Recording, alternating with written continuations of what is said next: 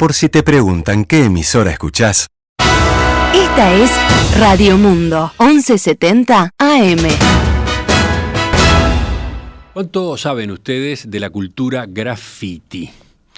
Este tipo de pintadas son parte del paisaje de las ciudades uruguayas desde hace años. De hecho, pueden verse en cortinas metálicas de comercios, en paradas de ómnibus, en algunos monumentos públicos emblemáticos. Sin embargo, este mes los grafitis dieron un paso que hasta ahora no se había visto acá en Montevideo. La semana pasada se conocieron al menos 4 casos de edificios de apartamentos de la capital que fueron grafiteados en casi todos sus pisos en días recientes. Los autores se arriesgaron a escalar por la fachada hasta cada uno de los balcones para pintar sus obras, incluyendo tags, una especie de firma con letras estilizadas que estas personas emplean para identificarse. Estos casos, ustedes saben, generaron sorpresa, generaron molestia, particularmente entre los habitantes de los apartamentos afectados. Y en respuesta a este malestar hubo también debate político. Un ejemplo, el diputado colorado Martín Melassi presentó un proyecto de ley para sancionar a aquellos que realicen grafitis o pintadas en propiedad privada sin el consentimiento del titular del bien. En paralelo, el Ministerio del Interior y Fiscalía están investigando a través de cámaras de videovigilancia a efectos de identificar a los autores de modo de someterlos a la justicia por las faltas que hayan cometido. Ahora, ¿cómo se explica esta nueva modalidad de grafitis? ¿Qué dice la experiencia en el mundo? ¿De qué manera pueden o deben encararlo las autoridades? Discutimos el tema en la tertulia del viernes. Hoy vamos a enfocarlo con la voz autorizada de Javier Dota, decano de la Facultad de Cultura del CLAE, que ha investigado justamente el rol del graffiti en la cultura urbana. Javier, bienvenido, gracias por acompañarnos. Muchas gracias por la invitación. Una primera pregunta bien básica. ¿Qué es este fenómeno del graffiti? Y quizás todavía para empezar, definición. ¿Qué es un graffiti? Bueno, el graffiti en realidad es un fenómeno bastante antiguo, yo diría que tiene varios miles de años. De hecho, las inscripciones en monumentos o espacios públicos históricos se han encontrado y registrado sistemáticamente. Es una práctica que existe desde el inicio, vamos a decir, del intercambio, porque básicamente es una práctica de intercambio, ¿no? Hay un lugar allí donde una persona deja su firma, deja su marca, y que es realmente muy antiguo y muy histórico. Lo que sucede con este tipo de graffiti, que es el que estamos discutiendo hoy, es una práctica que se llama graffiti hip hop. En parte, el inicio, como dice su nombre, el inicio de esta práctica tiene que ver con el hip hop. El hip hop no solamente era un género musical, sino que incluía una práctica que era visual, que era gráfica. De hecho, en Nueva York, cuando comienza el hip hop, comienza el baile, comienza la música, comienza el DJ y comienza el graffiti al mismo tiempo. Una práctica que es totalmente urbana, callejera, vinculada siempre a las latas de spray, bien enmarcada en los años, yo diría fines del 60, primeros años del 70 en Nueva York. Ese es el arranque de esto, de este fenómeno, de esta variante de graffiti en particular. Exactamente, es decir, nosotros en Montevideo estamos acostumbrados a tener también otros géneros del graffiti. Es decir, por mucho tiempo el graffiti leyenda, como se dice, aquel que se inscribe en las consignas políticas o de partidarios, algunos cuadros de fútbol, Mancha Capo, por ejemplo. ¿Eso es un graffiti también? La banda del parque, ¿no? Esos son grafitis. Son vandalismo, de eso no cabe duda. Son usurpación de propiedad privada o propiedad pública, pero también entrarían dentro de la categoría de graffiti. Bueno, existe como antecedente en Uruguay el libro de Eduardo Roland del año 89, que hace como una suerte de registro de los grafitis posterior a la dictadura, y que muchos además trascendieron y fueron parte como de la cultura urbana de Montevideo. Por ejemplo, aquel grafiti que decía el 104 no es como el tiempo pasa. Bueno, ¿no? ¿Ves? Ahí estás entrando en otra categoría, ¿no? Textos escritos en una pared que no son una consigna política ni una bandera futbolística identificada con un club o con el otro, ¿no? Estás hablando casi que de no sé, reflexiones, Sí. disparo de la filosofía a propósito de un asunto o del otro. En cualquier caso siguen siendo grafitis, lo que pasa es que el grafiti es una práctica gráfica plástica urbana. Entonces, bajo ese paraguas podríamos enmarcar varios subgéneros. El género del cual estamos hablando hoy es el graffiti hip hop, que se diferencia de los otros. En parte, ¿por qué? Porque la principal característica está en la firma del seudónimo del autor, básicamente su nombre. Ajá. Ahí estamos viendo, por ejemplo, uno de estos casos de estos días en edificios en altura, ¿no? Exacto. ¿Dónde está la firma ahí? Bueno, allí aparecen como 3 firmas distintas, o al parecer 3 firmas distintas. La primera que va en vertical, cuyo nombre es difícil de entender. Ahora podemos hablar un poquito de lo que es la práctica caligráfica por los cuales se expresan. Y después hay 2 más. Ahí aparece el VN24, por ejemplo. Sí, es decir, la fórmula del graffiti hip hop usualmente está acompañada por 2 o 3 elementos. El nombre del seudónimo, que es el que podemos ver en vertical, por ejemplo, y usualmente lo que es la crew, el nombre del colectivo al cual pertenece. Ajá. Y muchas veces se incluye o el año o alguna referencia a nivel de número. Esto tiene una particularidad muy original, porque el inicio de este formato está muy puntualizado en lo que eran las pintadas de un tal Demetraki. Demetraki era un chico muy joven que a finales de los 60 era un delivery en Nueva York, hijo de familia griega, que comienza casi por aburrimiento a escribir todo lo que encontraba a su paso cuando hacía delivery. Y él empieza a firmar como Taki era su seudónimo, 192, que era el número de puerta de su casa. Eso era lo único que pintaba, ¿no? Eso era lo único que no pintaba. Había, no sé, no había colores, no había formas. No. Era texto. Exactamente. Un texto pelado. Salía con un marcador y rayaba o escribía Taki 192. Ahora, el fenómeno de Taki empezó a reproducirse y allí empezaron a pulular, a aparecer otros con firmas similares donde estaba el seudónimo y un número. Y esta fórmula comienza a ser la clave para entender qué es lo que estamos viendo en este tipo de figuras que vemos en estas pintadas. Ahora, esto va escalando, ¿no? Ahora, pero por un lado está entonces la firma esa que tú mencionabas, que en definitiva se corresponde con letras, son letras bastante decodificables a las que uno está acostumbrado. Sí. Después están esas palabras gordas, digamos, ¿no? Bombas. A ver, eso también forma parte de la composición. Dentro del género del graffiti hip hop existen 3 subgéneros. El primer género, que es el tag, el que se hace con un marcador, es una práctica que se hace muy rápido. Usualmente los chicos, la persona, el autor, va con varios marcadores en la mochila, se para, hace su inscripción y sigue caminando, y eso le lleva apenas unos segundos. Las bombas comienzan a escalar esa fórmula, la misma, el nombre, con el nombre de la crew o el colectivo, o el año, alguna otra referencia, y son más grandes e incluyen 1, 2 o hasta 3 tintas. Y posteriormente, el último, que tiene, vamos a decir, que escapa de los otros 2 subgéneros, son las piezas. Las piezas comienzan a incluir más tintas, más colores, usualmente tienen un tamaño aún más grande, pero, y acá está la clave del asunto, siempre hay un componente de trabajar en muros que están abandonados o que son cedidos, porque llevan mucho tiempo de realización. Entonces lo que hay allí es una exploración, si se quiere, más plástica, más artística, pero consensuada con el entorno. Bueno, pero volvamos al graffiti hip hop. Sí. La pregunta que queda abierta es ¿para qué? Bueno, esa fue la razón o el objetivo de mi trabajo de tesis, o sea, hace ya 10 años, era comprender qué es lo que pasaba con este fenómeno, porque lo cierto es que Montevideo, sobre todo a principios del año 2000, comienza a incorporar este formato. Hasta el año 2000 o los últimos años de los 90, lo que existía era el graffiti leyenda, que era al cual estábamos acostumbrados, que tenían que ver con las consignas políticas o futbolísticas o alguna cosa más. Sobre fines de la década comienzan a aparecer este tipo de inscripciones, de manifestaciones plásticas que empiezan a inundar la ciudad y nadie sabe mucho cómo funcionan, ni para qué, ni qué es lo que quiénes son los que están detrás de este fenómeno.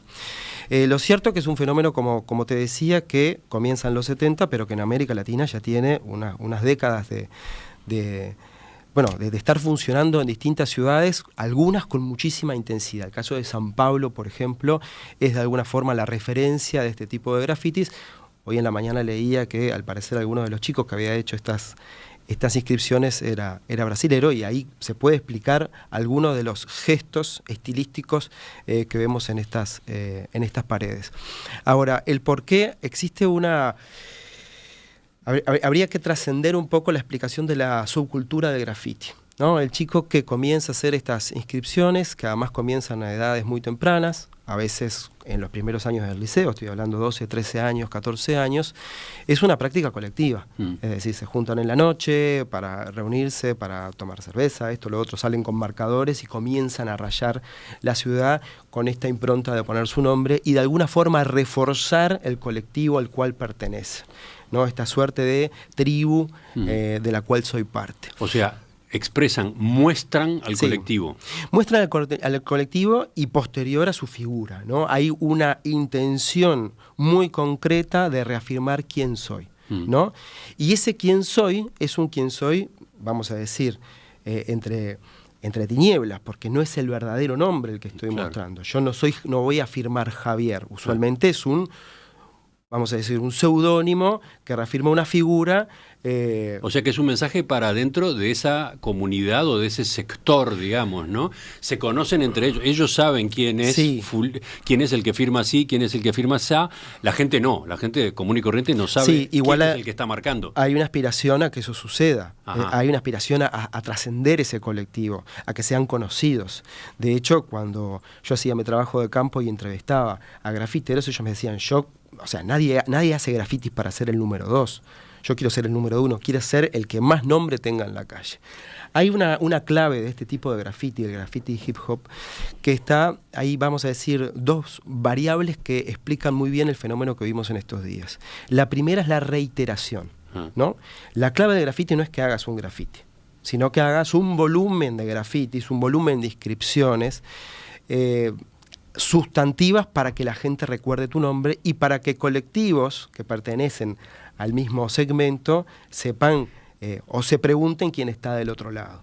Pero por eso, básicamente, o al principio es una competencia, entre comillas, entre colectivos. En principio es una competencia dentro del ambiente. La gente, la que lo mira, no está tan en los detalles, ¿no? Naturalmente no lo entiende y está más que enojada. Más bien, la mayor parte de la gente está fastidiada, no está para ir siguiendo esa carrera, ¿no? Naturalmente, eso igual, vamos a ponerlo entre comillas, porque la mayoría, y acá hago cierta salvedad, muchos de los chicos que hacen grafitis, además tienen su recorrido artístico por fuera, y esa confusión es natural entre ellos. De hecho, hay muchos casos de, vamos a decirles ya, artistas urbanos que han trascendido la pared para estar colgados hoy en una galería de arte. El caso de Banksy. Bueno, ese es quizás el más famoso de todos. O Black Lerat, o hay muchos ejemplos de los 70 y 80 que muestran este corrimiento y este salto donde... Estás mencionando nombres del exterior, ¿no? Sí. De artistas que hoy son consagrados y ricos. Sí, además, sí, naturalmente. Les ha ido muy bien con su obra artística. Sí. Se confunden igual esas prácticas porque, claro, naturalmente la práctica de graffiti, y ahora sí voy a un punto que capaz que es el más... vamos a decir, el más cuestionable o el que explica el fenómeno. El graffiti es una práctica de transgresión. Bueno, transgrede. Estaba faltando llegar a esa palabra, ¿no? Sí, es la transgresión. Es decir, naturalmente existe, es propio de este tipo de manifestación el hacer esta imagen gráfica en lugares prohibidos. Y ahí, yo te decía anteriormente, primero es la repetición. La segunda variable es hacerlo en lugares inaccesibles. Sí, el riesgo. El riesgo. Tiene que haber riesgo de por medio. Sí. Ya hay riesgo al atacar propiedad pública o privada. En principio podrían ser detenidos porque están cometiendo una falta según la legislación vigente. Ahí nomás ya hay un riesgo. Pero después está lo otro, ¿no? De ir, por ejemplo, escalando, trazando estas obras entre comillas, en lugares complicados. Sí, naturalmente, muchos grafiteros eligen trabajar a una altura de metro y medio, ¿no? Y hay muchas grafitis. Si uno mira para abajo todo el tiempo, se encuentra a veces con las mismas firmas, y cuando levanta la cabeza uno encuentra otras firmas. Incluso los propios grafiteros encuentran los lugares donde mejor se sienten para generar esa suerte de ritual plástico gráfico. Ahora, a mí lo que sucedió en estos días no me llama la atención, porque si uno presta atención hacia los techos, hacia la parte más alta de los edificios, hay grafitis que me resultan realmente increíbles, mucho más de lo que pasaron en estos dos o tres edificios, porque veo tanques de agua, de los cuales yo no puedo creer cómo acceden hasta allá arriba. Sí, sí. Ha habido, tú decís, tanques de agua de edificios que han sido objeto de grafitis. Sí, capaz que son más conocidos o han tenido en su momento su repercusión grafitis en tanques de agua de una ciudad, ¿no? Tanques de OCE, sí, ¿no? De una ciudad, de un pueblo, en fin, que han sido también... Sí, todo el ornato público es como el soporte predilecto de este tipo de prácticas, porque bueno, está en ese lugar, si se quiere, gris. Es decir, cuando una persona hace una inscripción en una vivienda privada, se expone a un riesgo mayúsculo. Haciendo este trabajo de campo, a mí me contaban cómo surgían hasta peleas, disputas, por supuesto, porque de pronto salís de la puerta de tu casa y te encontrás con alguien que está rayando tu pared, y eso naturalmente impone un lugar de mucho riesgo, o de cruzarse con la policía a altas horas de la madrugada. Entonces, ese lugar del riesgo, de la transgresión, vamos a decir, de la proeza, porque entre ellos hay un lugar de proeza, mirá lo que hice, en qué lugar, explica el fenómeno en sí mismo. Para terminar esta introducción, ¿hay también una protesta? O sea, además de transgredir, mi pregunta es, ¿se transgrede porque sí? ¿Se transgrede para competir con otros, para destacarse, o hay al mismo tiempo un mensaje en los grafitis? La mayoría de las personas que están detrás de estas prácticas, y esto para mí fue una sorpresa, pero son personas que tienen una profunda sensibilidad por el plano visual. Es decir, muchos estudian artes plásticas o diseño gráfico y hacen su carrera en base a estas reflexiones. Cuando hablas con chicos, a mí me llamó la atención, chicos realmente jóvenes, o sea, que no tienen, yo diría, lecturas críticas acerca del momento en el cual vivimos, te cuentan las reflexiones que tienen acerca de vamos a decir, nuestro panorama visual urbano, ¿no? Les afecta muchísimo lo que sucede con la publicidad, o lo que va a suceder en estos meses, por ejemplo, con las campañas electorales. Una ciudad que se viste, ¿no?, de los nombres, de los mensajes, de las consignas políticas, sin ningún tipo de acuerdo colectivo. Entonces, en la base, lo que existe, sí, es un acto, llamarle revolucionario o contestatario, a un panorama que nos pertenece a todos, a esa cultura visual urbana de la cual ellos no pueden o pretenden incidir de alguna forma. De hecho, parte del juego muchas veces es rayar la publicidad de las marquesinas que hay en la calle. Ahí hay un lugar de ensañamiento, ¿no? Contra esto vamos. Porque a mí nadie me pregunta cuando salgo de la puerta de mi casa por qué tengo una publicidad de tal o cual marca. Entonces, ¿por qué yo no puedo tomar visualmente lo que me pertenece? Existe, sí, naturalmente, un acto de rebeldía y contestatario que es realmente bien interesante para analizar. Sí, es interesante porque más allá del fastidio que provoca a mucha gente este tipo de intervenciones, al mismo tiempo genera preguntas, ¿no? Sí, naturalmente. Al mismo tiempo genera preguntas. Tú estabas diciendo recién un campo en el que ellos de algún modo incursionan. ¿Por qué no nos molesta? ¿Por qué aceptamos? ¿Por qué hasta, no sé, regulamos que se instalen carteles, ¿no?, por todos lados? Carteles, por ejemplo, comerciales o de otro tipo, ¿no? Ellos van contra eso, ¿no? Contra otros que utilizan el paisaje y el espacio público. Naturalmente, y además, todos somos de alguna forma víctimas de lo que sucede en las campañas electorales, ¿no? La ciudad se afea, se llena de una cartelería que por momentos es abusiva. De hecho, ya empezó con algunos candidatos y algunos levantaron la mano. Esto no podemos. Sí. Pero fuera de las campañas electorales hay permanentemente pintadas políticas también, ¿no? Y lo cierto que es cuál es la sensibilidad que tenemos al espacio visual que compartimos, en ellos cala y muy profundo. Y es algo muy interesante para analizar porque hay una lectura crítica acerca del consumo visual que hacemos todos los días cuando salimos de la puerta de nuestra casa y antes. Entiendo ese punto, pero claro, incluso al oyente más abierto ante un fenómeno como este le salta enseguida la pregunta, bueno, pero ¿está pagando, entre comillas, el propietario de la casa, del comercio? ¿Los propietarios de los apartamentos de un edificio están pagando por esa protesta o por ese reclamo que esta gente quiere hacer, ¿no? Naturalmente, y allí lo que configura es la situación de vandalismo. Enseguida continuamos. La cultura del graffiti, su historia, sus mensajes, sus prácticas, lo que está en juego en esas obras que ahora son motivo nuevamente de polémica entre nosotros en Montevideo. Ese es el tema con el magíster Javier Dota, decano de la Facultad de Cultura del CLAE. Con él proseguimos en unos minutos. En Perspectiva se emite en vivo. De lunes a viernes de 7 a 12 horas en Radio Mundo, 1170 AM de Montevideo y sus plataformas digitales. Al menos 4 edificios de apartamentos de las zonas Centro y Cordón en Montevideo aparecieron grafiteados en casi todos sus pisos en estas últimas semanas. Los autores se arriesgaron a escalar para pintar lo que se conoce como tags, una especie de firma con letras estilizadas que estas personas emplean para identificarse, para mostrarse en una ciudad.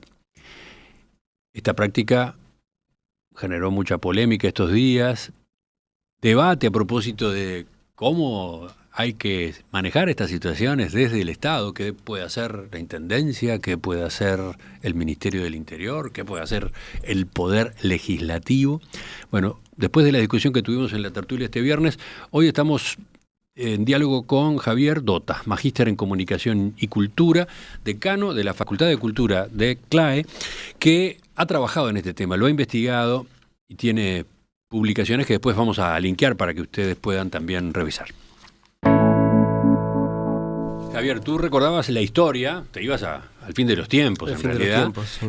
Pero más cercano ahora, en cuanto al fenómeno del graffiti hip hop, ibas a los años 60, ¿no? 1960, 1970, en Nueva York en particular.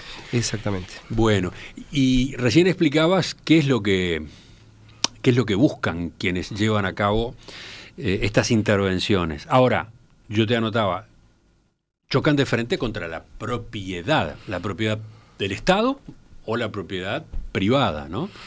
¿Y eso cómo juega en este cuadro? Y bueno, es un escenario bastante complejo porque lo cierto que genera una práctica que es vandálica, es decir, todo lo que es el ornato público y lo que es la propiedad privada, pero como mencionaba antes, es parte de la naturaleza de este tipo de práctica visual, es decir, lo que se busca es la transgresión y llamar la atención en esa doble consigna, es decir, a veces cuanto más daño se hace, más llama la atención, y un poco lo que está sucediendo con estos chicos es que capaz que son famosos por un rato, con lo que ha pasado con los edificios, ¿no? Pero recién te comentaba, hay situaciones que para mí a veces son... Pero insisto, que vienen de hace mucho tiempo, por ejemplo, cuando se grafitean autos o algunos utilitarios de empresas que vos sabés que les llevó muchísimo tiempo, que se metieron en préstamos eternos para poder tener ese vehículo y terminan totalmente grafiteados. Es verdad que esta transgresión a veces tiene una doble cara, ¿no? Y cuando digo doble cara es muchas veces estos grafiteros, estos chicos terminan siendo contratados por las propias empresas para hacer una pintada consensuada y evitar que se grafitee sin ningún tipo de consenso. Eso ha ocurrido. Eso ha ocurrido. Un comercio, por ejemplo, sí, contrata a un grafitero para que en la cortina de enrollar desarrolle una obra que sea disfrutable y no una agresión, digamos, ¿no? Claro, eso ha pasado. Es una forma de encararlo, depende de quién lo puede llevar a cabo, su habilidad. Naturalmente, porque además le estás pagando allí los honorarios a la propia persona para que haga, ahora sí, una pintura artística, ¿no? ¿Y esa pintura artística es respetada por los otros grafiteros? Usualmente sí. ¿Sí? ¿No lo ven como una traición? Hay de todo, yo diría que hay de todo, pero hay que ver cuánto tiempo se sostiene esa pared o esa cortina en esas condiciones y con esa composición visual. Porque, como hablábamos, ¿no? O sea, el graffiti es un proceso sumamente dinámico. Uno, si afina el ojo, ve en la calle algunas inscripciones que deben tener 15 años y que siguen ahí, en el mismo lugar. Y eso invita a otros, ¿no?, a seguir haciendo inscripciones, a seguir haciendo grafitis. Esto no tiene nada que ver con los murales, ¿no? No, y de hecho es algo que hay que separarlo muy bien porque hay una práctica. Convengamos que todo esto es parte de lo que se puede denominar como arte callejero. Sí. Lo que pasa que si podemos poner este paraguas de arte callejero, el graffiti está en uno de los extremos porque configura una situación de vandalismo. Pero lo cierto es que el arte callejero es una práctica artística que funciona y funciona muy bien en Uruguay. Vemos lo que pasa con Galino hace ya unos años, que tiene unos murales hermosos, o lo que ha pasado en paralelo con esta situación, que había un festival de grafiteros en Sayago Norte y que ellos estaban haciendo lo suyo, que es ocupar paredes que son cedidas, haciendo sus manifestaciones, además en una situación de encuentro entre ellos. O sea, es algo... Hay varios colectivos, ¿no? Por ejemplo, el viernes pasado un oyente nos contaba del que él integra, que se llama Arte al Paso, y que trabaja de esa manera, ¿no? Coordinando, pactando con vecinos o con instituciones para utilizar determinados muros, determinados lugares para plasmar una determinada obra, ¿no? Exacto. Y tenemos ejemplos publicados en nuestra cuenta en Instagram. Bueno, esa es una línea de trabajo. Pero bueno, mientras tanto los grafiteros clandestinos siguen adelante. Sí, muchas veces son parte de lo mismo, es decir, mientras hacen una obra consensuada o van desarrollando su práctica artística, siguen o continúan con esta práctica. ¿Ah, sí? Es muy común, o sea, es parte, son como una doble identidad. ¿Qué doble identidad? ¿No? Sí, esa lógica del superhéroe siempre está vigente en este tipo de prácticas. De hecho, hablamos de Banksy, pero Banksy hasta hace poco hizo una obra, apareció en la mitad de la noche. Claro, hoy nadie se sorprende porque hoy cierran la calle para cuidar esa obra porque es una obra artística, pero Banksy por mucho tiempo lo que hacía era intervenir sin ningún tipo de consenso hasta que en un momento saltó hacia otro lugar. Y de hecho hay muchos artistas que toman la práctica del graffiti, el uso del aerosol, el trazo caligráfico, que es lo que distingue, ¿no? Hay un trabajo muy fino, muy refinado, muy trabajado de lo visual. O sea, no son personas estas que o sea, tienen como decía, una sensibilidad visual muy fuerte, pero además tienen gran capacidad para la expresión visual. Entonces, todos terminan desarrollando una carrera artística o vinculada al mundo de lo visual. ¿Qué deben hacer las autoridades? ¿Qué debe hacer el gobierno departamental? ¿Qué debe hacer el Poder Ejecutivo? ¿Cómo se manejan estas situaciones? Porque digamos que se me ocurren tres grandes posibilidades, ¿no? Una, libertad absoluta. Que cada uno haga lo que se le ocurra. Dos, facilitar la persecución por la vía judicial, establecer una política represiva en esta materia, ¿no? Después de todo, de por medio hay una falta, ¿no? Una falta bastante clara, la de vandalismo. Tercero, generar iniciativas de diálogo con los grafiteros para construir alternativas de expresión de su arte que no afecten la propiedad pública ni la propiedad privada. Me inclino por la última, sobre todo porque además la mayoría de los chicos, no es el caso de lo que pasó ahora, pero comienzan a una edad muy temprana donde son menores. Entonces hay un lugar de acuerdo que es inherente al espacio público. Es decir, si bien hoy se está buscando, ¿no?, a estos chicos, es muy yo pienso que sería imposible detener el fenómeno por vías judiciales. Me parece algo insólito. De hecho, no conozco casos así. Sí conozco algunas alternativas donde se ha trabajado mucho con los colectivos, se han generado espacios para ese tipo de manifestación fuera de lo que es el centro o los cascos antiguos de la ciudad, que tienen un valor patrimonial de difícil recuperación. Hoy vas a la Ciudad Vieja y hay edificios patrimoniales con unas pinturas que no sabes cómo las vas a sacar sin dañarlas. Entonces falta mucha educación en este lugar, pero mucho consenso. Es decir, bueno, si vamos a tener igual, insisto, creo que es algo que no se va a no se puede anular. Eso creo que hay que encontrar los espacios para el consenso, para la articulación, la conversación y lugares concretos para que esto suceda. Sí, por ejemplo, el viernes pasado, entre los mensajes de los oyentes, se mencionaba algún antecedente. En Melbourne hay callejones dedicados a los grafiteros, contaba Claro. Ignacio. El más famoso se llama AC/DC Lane. Es para liberar al resto de la ciudad del grafiti vandálico. Incluso te diría más, hasta imaginar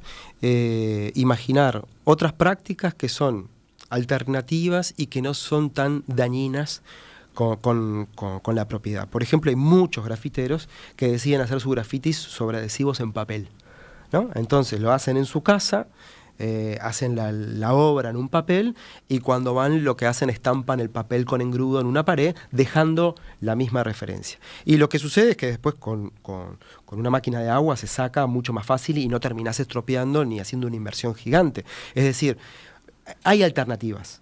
¿Hay alternativas? Depende de ellos.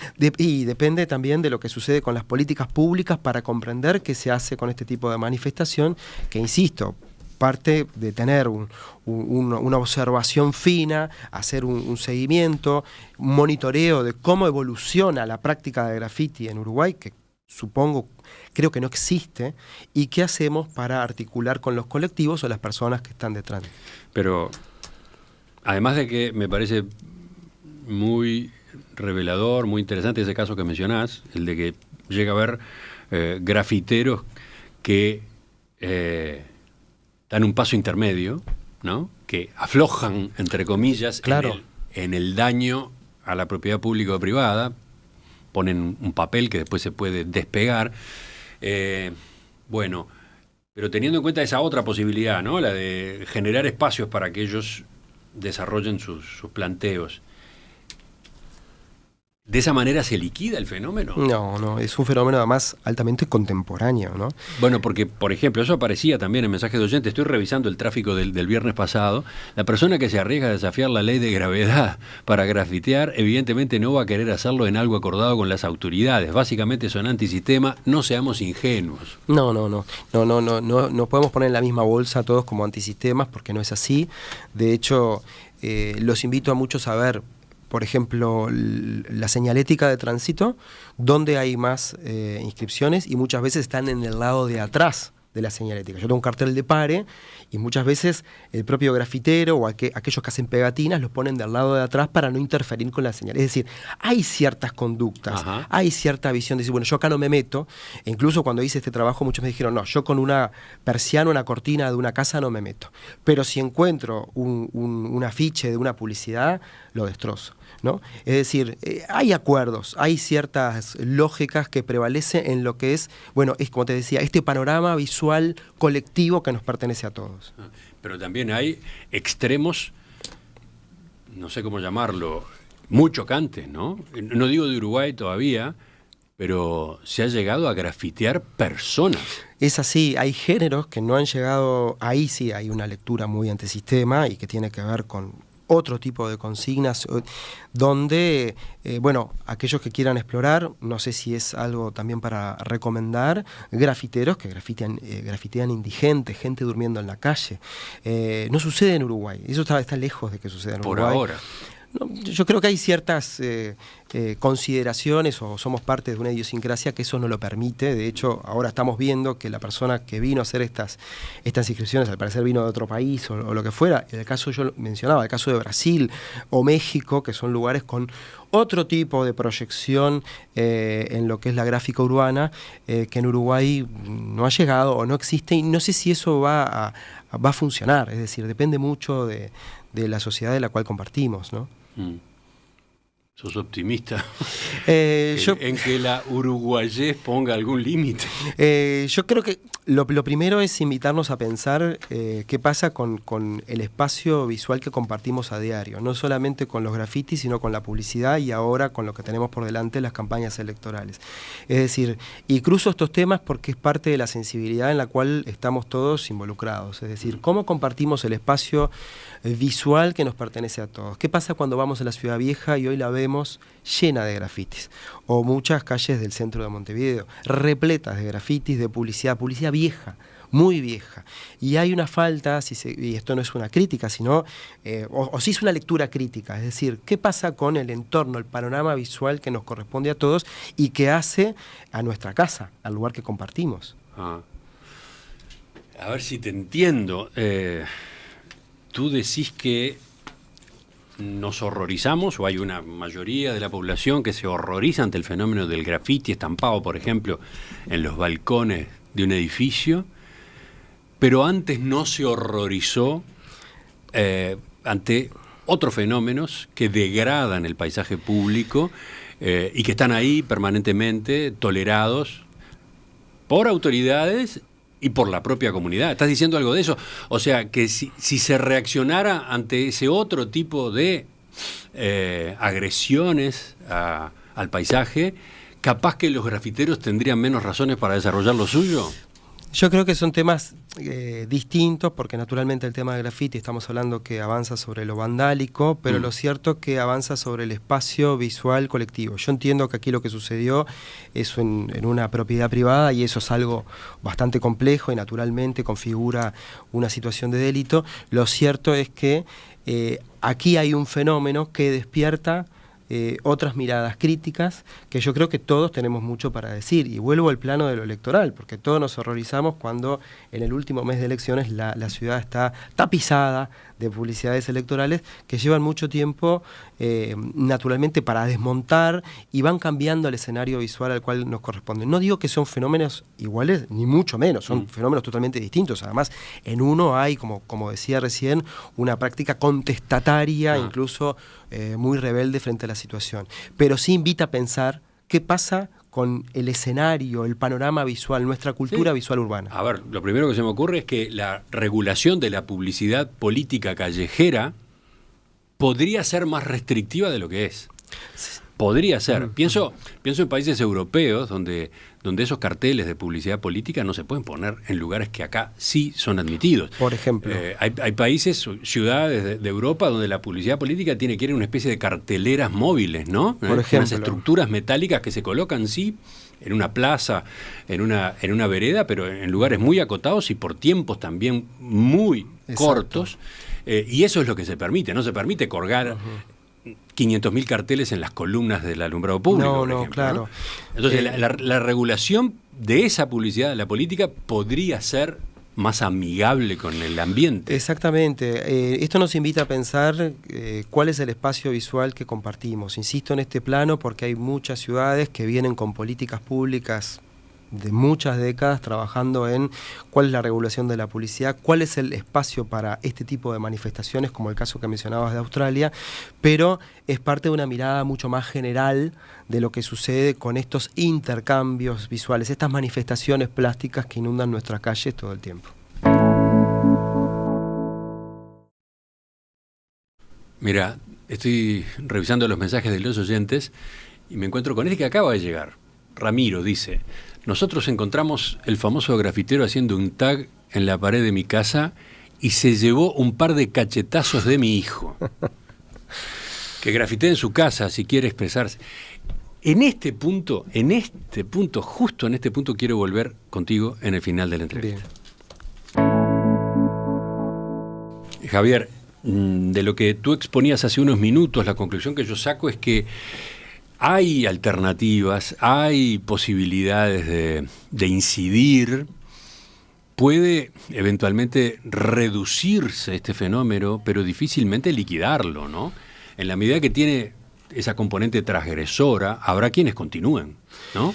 Incluso cuando se ofrecen posibilidades de utilizar tales muros o tales espacios, ¿no? Sí, porque incluso el graffiti como estilo visual trasciende y es utilizado por muchas marcas comerciales para expresarse de forma comunicacional. Es decir, hay muchas marcas que hacen del graffiti su estilo, su impronta.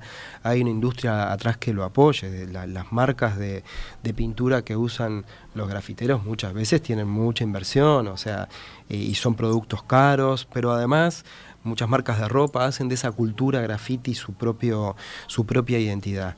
Entonces estamos hablando de un fenómeno, primero que es global, después de que es muy contemporáneo y que no es estrictamente visual, sino que está hablando de una subcultura, está hablando de un lugar en el cual habitan muchos jóvenes.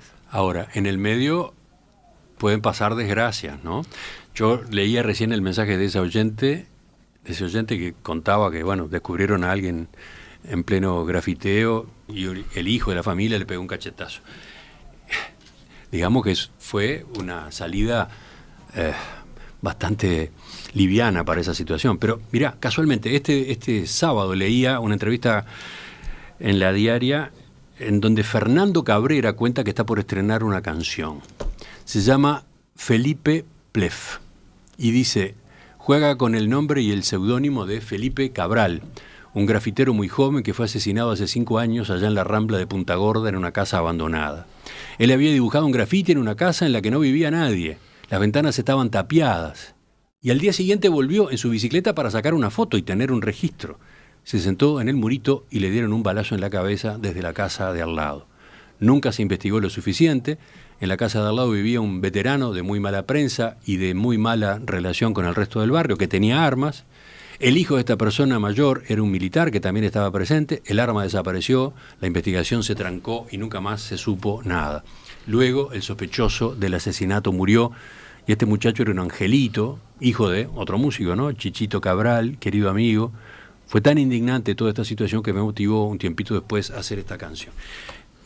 Trajo de repente, en este contexto en el que se está dando esta discusión, Fernando Cabrera trajo, y por lo visto va a estrenar una canción que se refiere a aquel caso tan dramático, ¿no? Lo de Plef fue algo horroroso, horrible. Yo incluso lo conocí porque en la puerta de mi casa usualmente había pintadas y yo me acercaba, pintadas consensuadas porque me pedían el muro y lo conocí y estuve intercambiando unas palabras con él y con otros chicos. Y fue algo espantoso, porque además, no quiero confundir ni mezclar las cosas, pero lo cierto es que es el peor antecedente que podemos tener al respecto. Pero es un extremo al que se puede llegar. Naturalmente, y lo importante... Eso es lo terrible, ¿no? Por eso hablo del consenso y la articulación, porque estos chicos, no solamente ellos son conscientes que se exponen a en este caso a situaciones sumamente agresivas y violentas, sino como pasa con estos muchachos que subieron un edificio que si se caen de esos 8 o 10 metros, las consecuencias pueden ser horrendas. Pero lo importante de este tipo de situaciones es comprender, no todo es lo mismo. Y lo que pasaba con Plef es que estaba haciendo su trabajo en una casa abandonada, y eso también es parte de un entendimiento. Bueno, si esa casa está abandonada, quizás es un espacio para hacer una manifestación artística, o por lo menos dejarlo en claro, y que todos los vecinos tengamos ciertas ideas de lo que es el fenómeno. No todo es lo mismo, y el caso de Plef, en este caso estaba haciendo una obra artística, se le estaba dedicando tiempo, volvió a sacarle una foto a su trabajo, no estaba haciendo, si se quiere, un vandalismo en una casa donde vivían otras personas. Me explico, hay que separar bien el asunto, no puede entrar todo en la misma bolsa.